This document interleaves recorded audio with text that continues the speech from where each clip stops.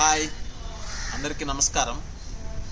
ఈరోజు టాపిక్లోకి వచ్చేస్తే అసలు డైటింగ్ అంటే ఏంది, అసలు డైటింగ్ ఎందుకు చేయాలి, వీటి గురించి తెలుసుకుందాం. మొదటగా డైటింగ్ అంటే ఏందో తెలుసుకుందాం. డైటింగ్ అంటే ఫుడ్ని మానడం కాదు, ఫుడ్ని తగ్గించడం లేదా ఫుడ్ని రీప్లేస్ చేయడం. అందులో చాలామంది డైటింగ్ పేరుతో ఫుడ్ మానేస్తుంటారు. అలా ఎప్పుడూ చేయొద్దు. అలా తెలిసి తెలియకుండా ఫుడ్ మానేయడం వల్ల నీరసం వస్తుంది, లేదా బాడీలో వేరే వేరే సైడ్ ఎఫెక్ట్స్ వస్తాయి తప్పితే దాని మీద లావు అయితే తగ్గం.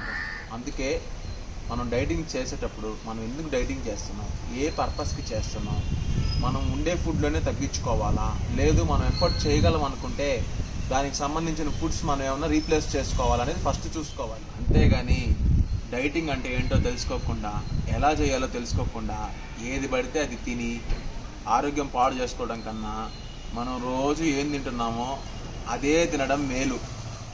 ఇప్పుడు డైటింగ్ ఎందుకు చేస్తారో తెలుసుకుందాం. డైటింగ్ ఎందుకు చేస్తారంటే మనం ఆల్రెడీ లావుగా ఉన్నప్పుడు మనం ఫుడ్ తినడం వల్ల ఇంకా లోపలికి పోయి అది కొవ్వుగా పేరుకోకపోద్ది కాబట్టి అందుకని ఫుడ్ని తగ్గిమంటారు. ఎగ్జాంపుల్కి ఒక వ్యక్తి రోజుకి ఒక 10 ఇడ్లీ తింటాడు అనుకుందాం. సపోజ్ అతన్ని సడన్గా 8 ఇడ్లీ తగ్గించి 8 ఇడ్లీ 7 ఇడ్లీ తగ్గించి ఒక 2, 3 తినమంటాం. అతను 2, 3 తినడం వల్ల అతనికి రోజు అందే ఎనర్జీ, అంటే 10 ఇడ్లీ తింటే ఎంత ఎనర్జీ అందుతుందో అంత ఎనర్జీ అందదు.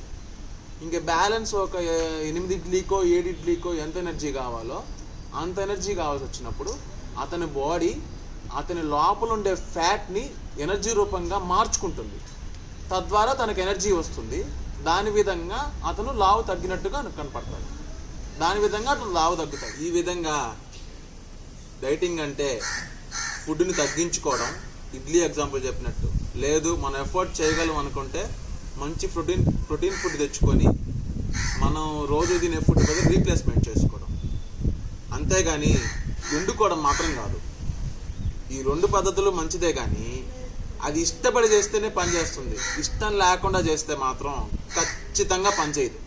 సో ఈరోజు మనం డైటింగ్ అంటే ఏంది, డైటింగ్ ఎందుకు చేయాలో తెలుసుకున్నాం. నెక్స్ట్ ఎపిసోడ్లో ఇంకొంత తెలుసుకుందాం.